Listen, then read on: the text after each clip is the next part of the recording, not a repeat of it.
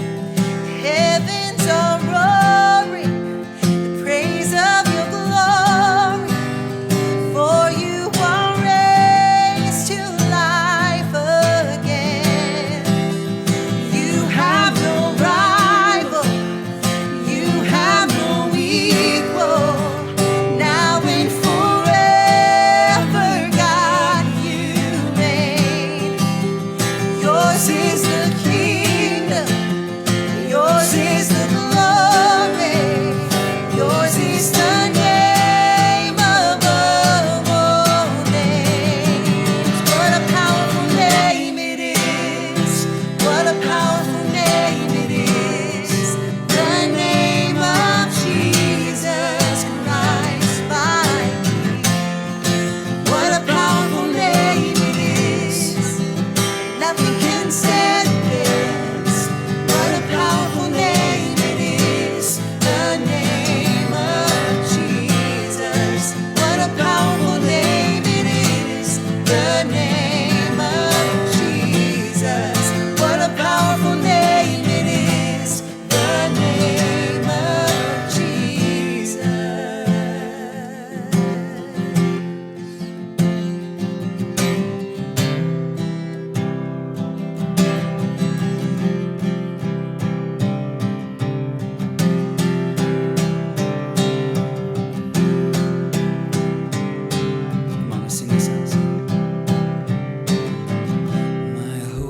is built on nothing less than Jesus' blood and righteousness. I dare not trust the sweetest frame, but only trust in Jesus' name. I hope it's built. My hope is built on nothing less than Jesus' blood and righteousness. I dare not trust the sweetest frame, but only trust in Jesus' name.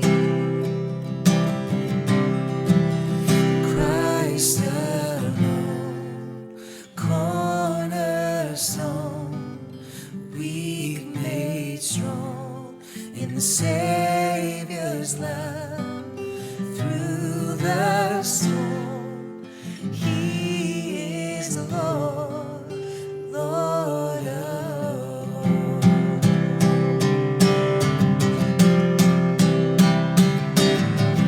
When darkness seems to hide His face, I rest on His unchanging grace.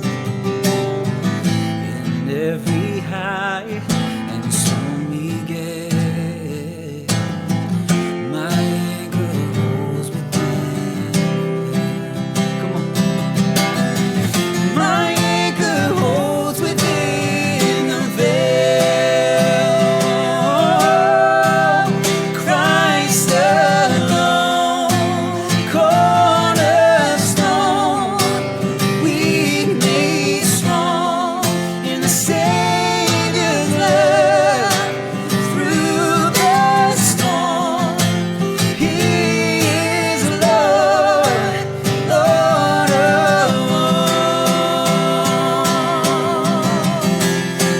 He is Lord,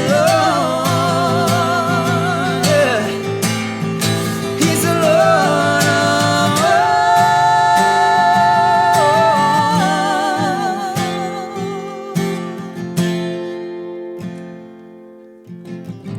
And He shall come with trumpet sound.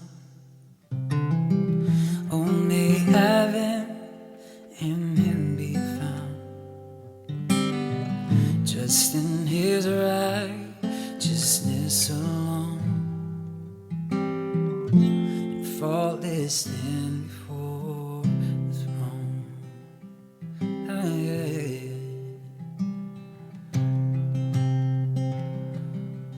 Worship you, Jesus, in Christ alone, the cornerstone, weak made strong in the Savior's love. Through the storm, He is Lord, Lord of all.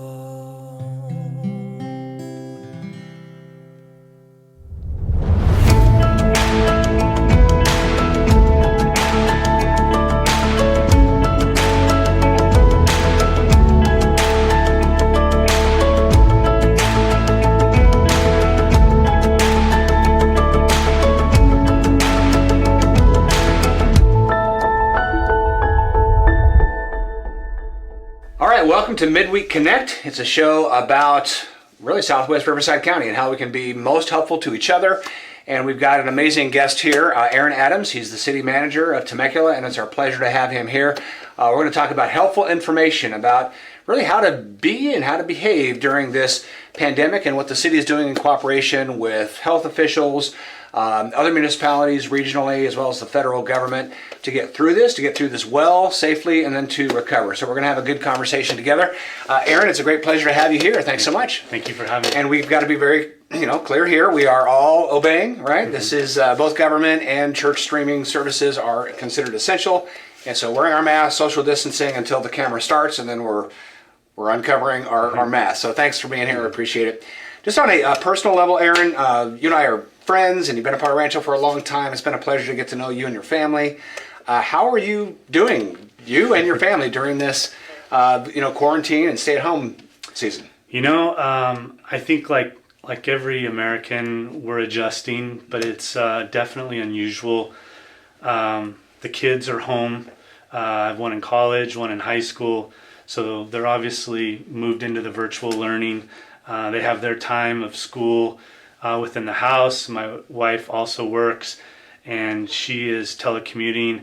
I happen to be doing both, so I'm working from home, and I'm also working from City Hall as well, even though we're closed to the public.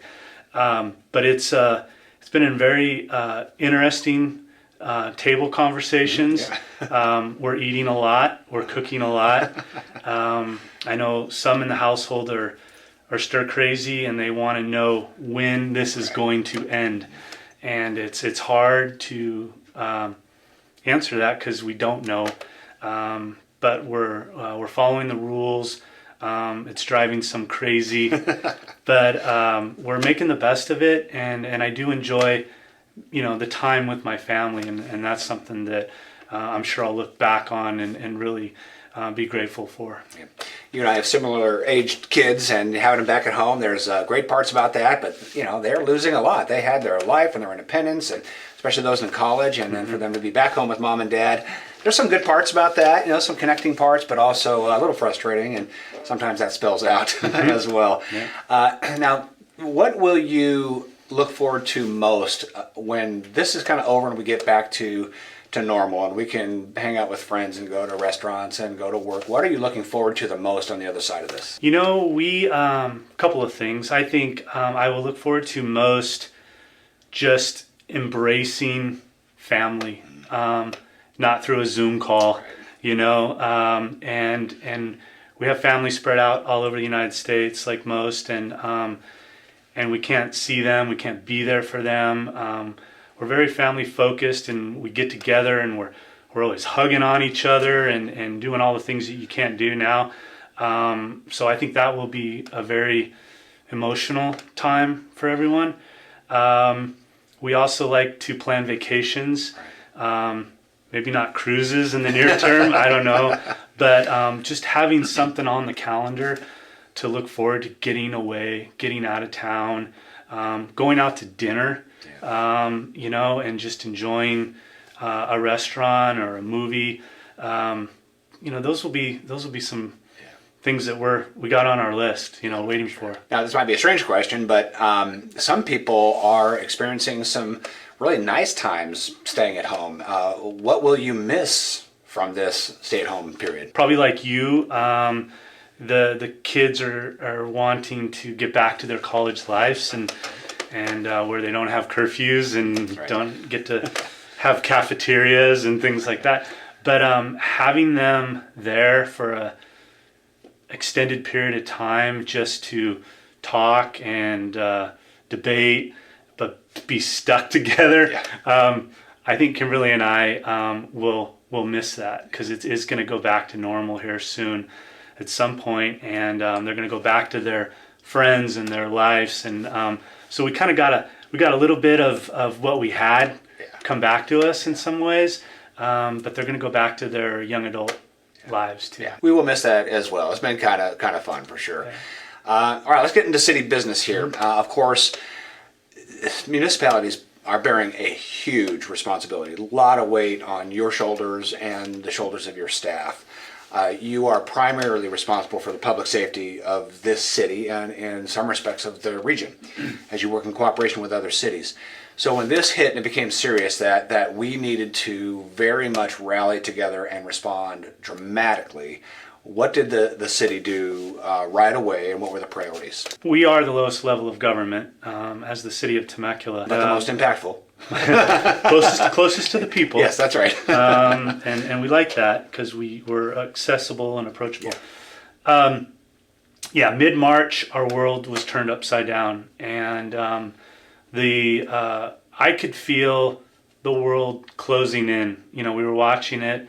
In China, we were watching it in Europe, we were watching it on the East Coast, and you could feel it coming.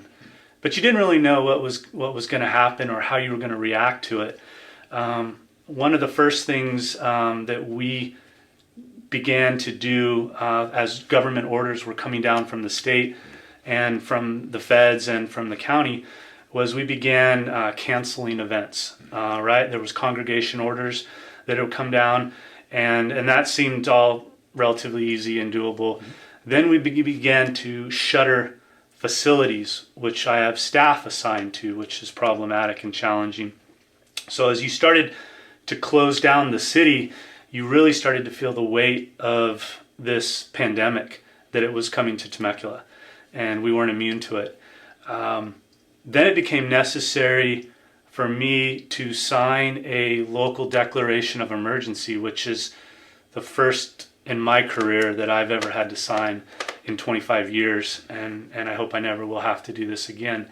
That was very sobering, and that required the city council to ratify my decision, which we did in a virtual council meeting about 72 hours later. And what that did was, it was basically a declaration to the federal government and the state government that this is bad, this is getting bad, and I don't know how much worse it's going to get, but we as the city of Temecula want to be poised for any and all reimbursement in the battling of this crisis, and so we were going on the record as doing that. So that was kind of a pretty monumental moment, nearly 4 weeks ago. And then, of course, since then, orders have begun to change. And the city of Temecula, despite what some people think, we don't have our own health department. The Riverside County Health Department is the lead agency on this global pandemic, and particularly here for Riverside County. So we as disaster service workers and as a city, we are taking our lead from them. So these orders began to change. It fundamentally changes government. And so sometimes they were changing hourly, sometimes they were changing daily, and then it was our job to sort of interpret those and then pivot and begin to make operational changes as a city, and then of course push this out into our community through all of our channels and then try to gain compliance in that manner.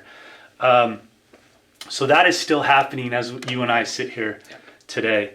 And then, one of the bigger things that occurred shortly thereafter was the last building to close to the public was City Hall. And for me, I really struggled with that because it's the people's house. It's there to serve. It's symbolic. And when I had to forcefully, make that decision to basically shutter it off for health reasons, it was very sad in a lot of ways, and what it meant and how serious things were going on. Now, while we were closed to the public, we couldn't stop providing services to the city, and so fortunately for us, over the years, we've been investing in platforms and technology, and that has served us well.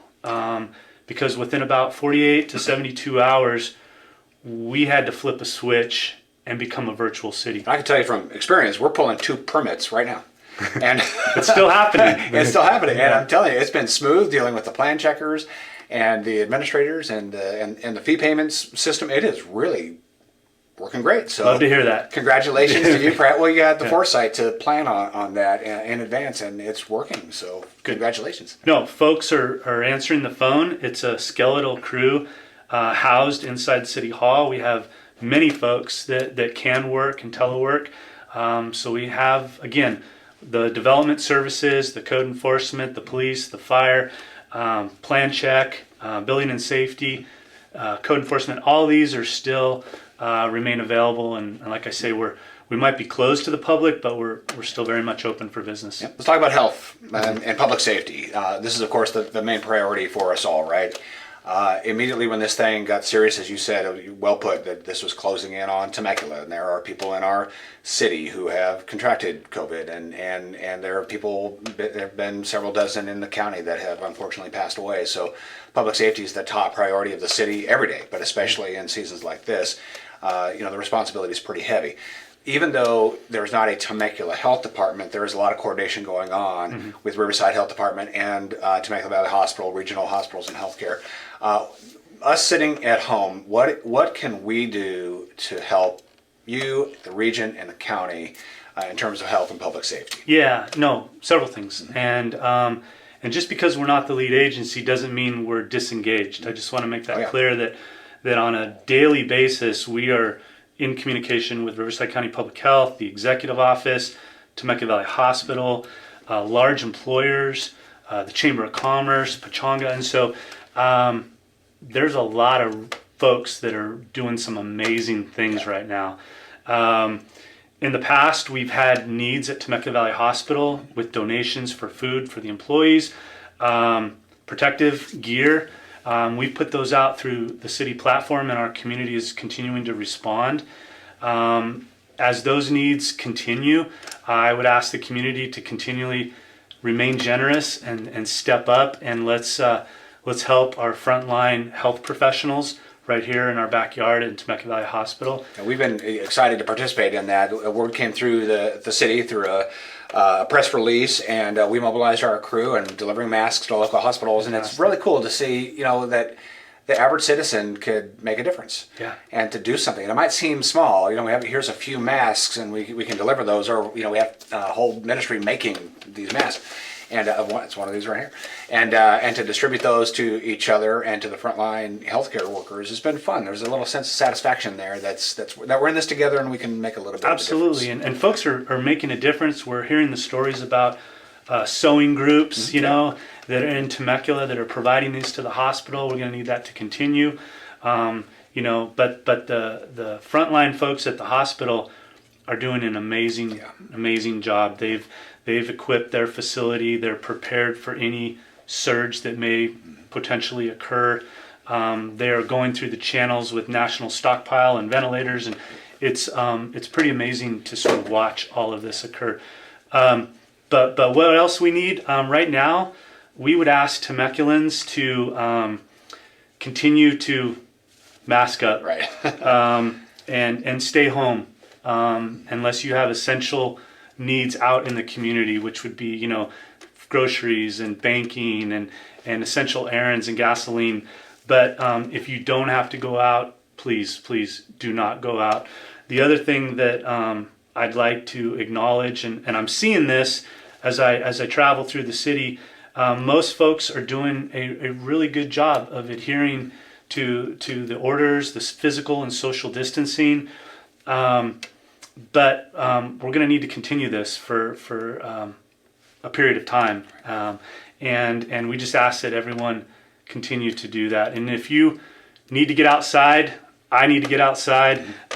We're not saying stay in your apartment, stay in your house. You're free to walk around and find a park near your place of residence, or a passive park, or a trail near your residence. What we ask is that you not get in your car and drive across town to a destination park, and that kind of goes against the orders, and we're having to educate people along the way that is unacceptable in these times. And I've seen public officials out there telling people, hey, you got to get out of this destination park. This is not open. It's understandable. You don't want to get outside, and there's a how many parks do we have in Temecula? 40. Okay, all right. That was my guess. And they're beautiful, and you want to go there, and you think, okay, I'm safe, but you can't be in those areas. But you can go to a neighborhood park. Yeah. You can walk to a neighborhood park. No, and even the larger parks, if you happen to live near those, the parking lots are closed for a reason. But if you can walk there or ride your bike, and you need to walk through this open space, the open space is very much open for this purpose. But the restrooms will be locked. They're closed. The playgrounds are off limits. The amenities, such as a pump track or a skate park, those are closed for now. Yeah. We hope to open those when time allows. But the open space and the fresh air, we want people to feel like they can get that, because right now that's about all we have in terms of stay-at-home so orders. If you can walk there, you can go to an open space. That's very helpful. I've also noticed that about 95% of people are wearing their masks, but every once in a while you see somebody not wearing a mask outside, and they need to be doing that. Yeah. They do. And I think one of the best ways to gain 100% compliance is through social pressuring. Right. So we can all do our part to educate and remind people through your social platforms, and the city's going to continue to do its part to push out this message daily. Let's get to the flip side of this, the recovery side. I have never, well, really since 9/11, have we seen this kind of cooperation between federal, state, county, and local governments. And then there's also international cooperation as well. That's really remarkable, particularly in the sciences and medicine. There will be another side of this. There will be the recovery side. Hopefully we pray that the curve is flattening. We're seeing some pretty good signs out there. And hopefully you get to the other side of that curve, there's going to be a recovery of people getting back to life, getting back to work. There's a lot of help available out there. The city's got a great tool on how people can access information about the recovery side of this. So tell us about that. Yeah, so most Americans may have followed but may not have understood what the president signed into legislation a couple of weeks ago, which was called the CARES Act. It was about 880 pages of legislation, difficult to understand. They rolled it out. It was a $2 trillion package meant to be economic relief for Americans. And it didn't mean that $2 trillion pushed through the pipes that day, unfortunately. So there was a lot of guidelines and processes that the feds still hadn't put together, but there was some programs that had become available immediately. So we put a team together to really break this apart and really try to understand for the average person, if they're qualified, how do they apply, how do they go through, how do they seek financial assistance as an individual, when can they expect their checks, if they're a small business, what are they eligible for. So I would encourage everyone to go to the city's COVID-19 website. It's easy to find, and there's a button called Recovery. And we, over the last 2 weeks, have been putting bits and pieces of easily understand information there with links to the appropriate channels, and this is going to be a work in progress. Yeah, we realize that. Constantly changing, right? Every day. Yeah, this may go on for many months. That link to recovery is eventually going to become its own website on the city's website. But for now, we didn't want to wait, and so we're putting all that information there. In addition to that, we've set up a hotline that folks can call if they just have general COVID questions for the city. And we can put that out on this broadcast as well, yep. In addition to the website. But we encourage everyone to follow us on Facebook, Twitter, Instagram. Channel 3 is running 24/7. We're also utilizing an app. The City of Temecula app has a COVID response, and so you have inquiries or questions, or you want to report something, you can use the app to communicate with the city officials as well. Well, it is fun to see government working. Now, I mean, we are very proud of the city of Temecula because under your leadership, and you've been in the city for how long? 25 years. And you've been the city manager for how long? About 8. So under your watch and in the previous regime with Sean Nelson, this city has become something very, very special. And so you ought to be very proud of your team. We're certainly proud of you and your leadership.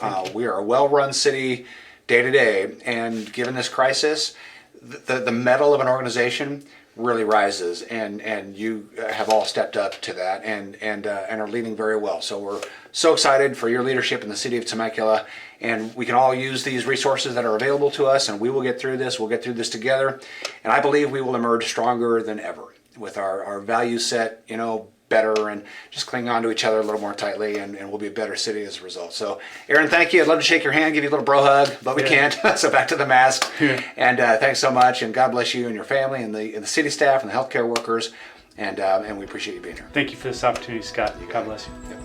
Oh, that was so good. Man, we love connecting with you throughout the week. All right, before we close, there's a couple things I want to tell you. First of all, we hope you'll join us for Sunday services.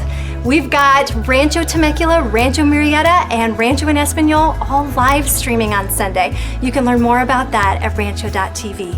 And hey, I'd personally like to let you know that if you have not checked out our Rancho Kids show on YouTube, you are missing out. We post a new one every Sunday, and I'm telling you, we are hearing from so many families that they are having a blast with it. It is so much fun. So speaking of our YouTube channel, please subscribe and then you won't miss anything that we put out there. All right, guys, it's been a lot of fun. We'll see you next time.